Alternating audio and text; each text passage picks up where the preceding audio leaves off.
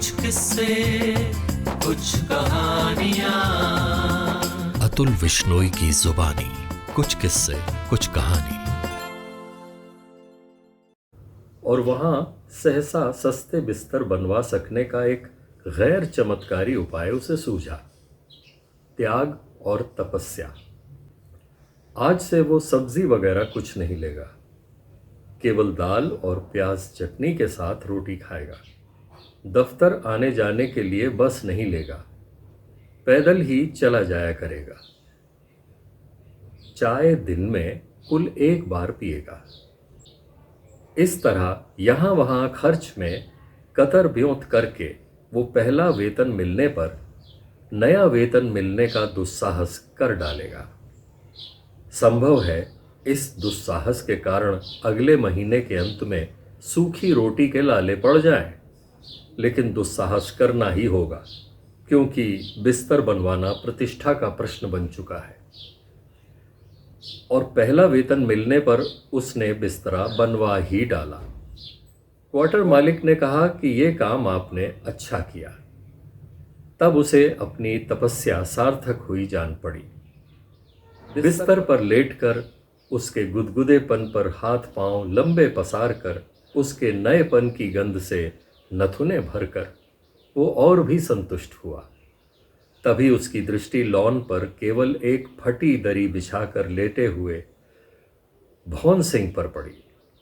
भौन सिंह चपरासी की नौकरी की तलाश में भटकता हुआ एक बेकार नवयुवक था, जो फिलहाल क्वार्टर मालिक का घरेलू काम करके क्वार्टर के बाहर पड़े रहने और सुबह शाम रूखी सूखी रोटी खा सकने का अधिकार लिए हुए था। कुछ देर तक वो अपने नए बिस्तर पर लेटे लेटे भौन सिंह के नाचीज बिस्तर को देखता रहा। फिर एक झटके से उठा, उसने जाफरी खोली और पुराना बिस्तर निकालकर भौन सिंह को बख्शीश कर दिया। बख्शीश दे सकने की इस क्षमता ने उसके संतोष को पराकाष्ठा पर पहुंचा दिया। अगले दिन तड़के उसकी नींद खुल गई। कुछ देर बिस्तर पर लेटे लेटे वो यह सोचकर सुख का अनुभव करता रहा कि जैसे त्याग तपस्या से उसने बिस्तर वाला मसला हल किया, वैसे ही एक एक करके अपने और परिवार के मसले हल कर डालेगा। सुबह के पक्षियों के स्वरों में उसने अपनी आगामी सफलताओं के सगुन सुने। तबीयत तो यही हो रही थी कि इसी तरह लेटा रहे और खुली आंख से सपने देखता रहे, लेकिन क्वार्टर में घर के मेहमान और किराएदार इतने लोग थे कि सुबह पहले नहा धो लिए बिना पैदल दफ्तर जाने की योजना चल नहीं सकती थी। तो वो उठ बैठा। एक विचार आया कि बिस्तर समेट कर जाफरी में रखाए। फिर सोचा कि ऐसी क्या जल्दी है। मन में शायद यही इच्छा थी कि आसपास के लोग भी उठकर उसकी खुशहाली के सबूत को देख लें। 15 मिनट बाद जब वो नहा धोकर लौटा, तब चारपाई पर निगाह पड़ते ही उसका दिल धक से रह गया। चारपाई पर बिस्तर नहीं था। किसी ने संभाल दिया होगा, उसने अपने मन को समझाया, लेकिन नहीं, बिस्तर जाफरी में नहीं था। आसपास सब लोग सोए थे। क्वार्टर मालिक और भौन सिंह उससे पहले ही उठ चुके थे और इस समय अंदर थे। उनसे जाकर कहा, पूछताछ शुरू की और केवल घंटे भर तक पास पड़ोस के कौतूहल का विषय रहने के बाद नए बिस्तर की चोरी का यह प्रसंग सबके लिए बासी पड़ गया। थाने में रपट दर्ज कराने की व्यर्थता सार्थकता पर विचार विमर्श भी बेमजा हो चला। कई समझदार लोग आपस में इस बात पर भी शंका व्यक्त करने लगे कि इन साहब के पास नया बिस्तर था भी। उसे महसूस हुआ कि लोग बाग हमदर्दी नहीं जता रहे हैं, उस पर हंस रहे हैं। उसे नए सिरे से अपने बुनियादी मूर्खता का बोध हुआ और यह बोध क्रोध और करुणा दोनों का कारण बना। उसने बिस्तर तुरंत लपेटकर जाफरी में क्यों नहीं रखा? अब बिस्तर की चोरी पर रोने से क्या फायदा? बिस्तर जैसी मामूली सी चीज की चोरी पर कोई हमदर्दी भी कितनी देगा? बिस्तर चोरी चला गया, कोई पहाड़ तो नहीं टूट गया। अब वो किसी को कैसे समझाए कि उस पर तो सचमुच ही पहाड़ टूट पड़ा। जो चोरी गया वो बिस्तर नहीं था, त्याग तपस्या की सफलता का प्रतीक था। और अब उसके पास बिछाने के लिए भी तो कुछ नहीं। उसने अपना पुराना बिस्तर बख्शीश कर दिया है। रात ढाबे में खाने के बाद वो देर तक इधर उधर भटकता रहा। वो चाहता था कि सबके सो चुकने के बाद लौटे और चुपचाप जाकर जाफरी के फर्श पर लेट जाए। उसके कदम भटक रहे थे और विचार भी। बिस्तर के खोने का दर्द जैसे तमाम अस्तित्व के खोने का ही दर्द बनता जा रहा था। उसके पास इतना रुपया नहीं कि दूसरा बिस्तर बनवा सके। उसके पास इतना रुपया नहीं कि कभी कोई अप्रत्याशित आपत्ति आ जाने पर उसका मुकाबला कर सके। उसने कल्पना की कि वो सख्त बीमार पड़ गया है और दवा दारू के लिए पैसे नहीं है। उसने कल्पना की कि उसकी मां जिंदगी की अंतिम सांसें गिन रही है। तार आया है, लेकिन उसके पास इस लंबे सफर के बाद गांव में हो सकने वाले खर्च के लिए रुपए नहीं है। ऐसी कल्पनाएं कर करके वो रुआंसा हो चला।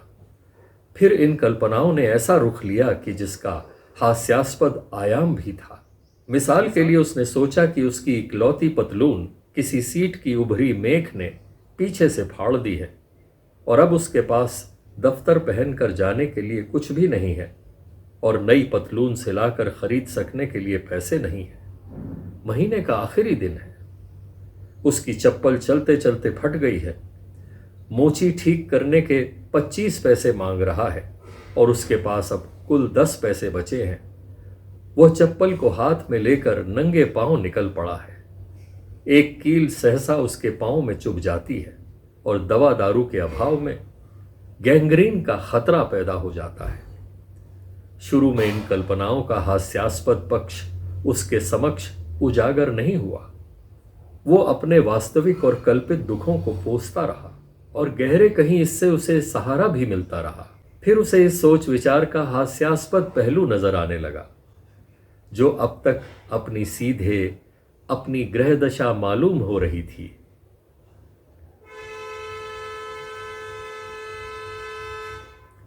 जो अब तक अपनी ग्रह दशा मालूम हो रही थी, वो अपनी बुनियादी मूर्खता का रूप लगने लगी और मुंह बिराने लगी। उसे अपने पर गुस्सा आया। वो इसी तरह सारी रात टालता रहेगा। बीमार पड़ना है, सोने का प्रबंध नहीं करना है। वो अपनी जाफरी को लौटा। भौन सिंह और क्वार्टर मालिक के अतिरिक्त सब सो चुके थे। भौन सिंह बर्तन मांज रहा था। क्वार्टर मालिक अपने गांव की जमीन के कुछ कागजात से माथापच्ची कर रहे थे। उन्होंने कागजात फाइल में बंद किए, चश्मा उतारा और बोले, कहीं आज बड़ी देर कर दी लौटने मन, अब सोने की तैयारी है। वो कहना चाहता था कि मेरा बिस्तर तो चोरी चला गया है, लेकिन ऐसा कहना अपनी मूर्खता का एक और सबूत देने जैसा लगा। क्वार्टर मालिक को मालूम है कि बिस्तर चोरी चला गया है। उसके चुप रहने पर क्वार्टर मालिक ने बिस्तर की चोरी पर नए सिरे से सहानुभूति व्यक्त की और इस बात पर संतोष व्यक्त किया कि उसके पास पुराना बिस्तर तो है। बोले, बात यह है कि मेरे पास भी गिने चुने ही बिस्तर हैं और मेहमान आप देख ही रहे हैं कि कितने आए हुए हैं। उनमें से भी एक के पास बिस्तर नहीं है, वरना मैं आपको दे देता। कहिए तो पड़ोस से दरी वरी का प्रबंध करूं, तकल्लुफ की कोई बात नहीं है। उसकी कोई जरूरत नहीं, उसने बुजुर्गाना लहजे में कहा और जाफरी में जाकर पेंसिल कापी लेकर दिखावे की व्यस्तता में डूब गया। क्वार्टर मालिक एक गहरी डकार लेकर सोने चले गए। थोड़ी देर में भौन सिंह आया। बरामदे से भौन सिंह ने उसकी चारपाई उठाई और बाहर रख दी। फिर आकर बोला, आज सोएंगे नहीं बाबू साहब?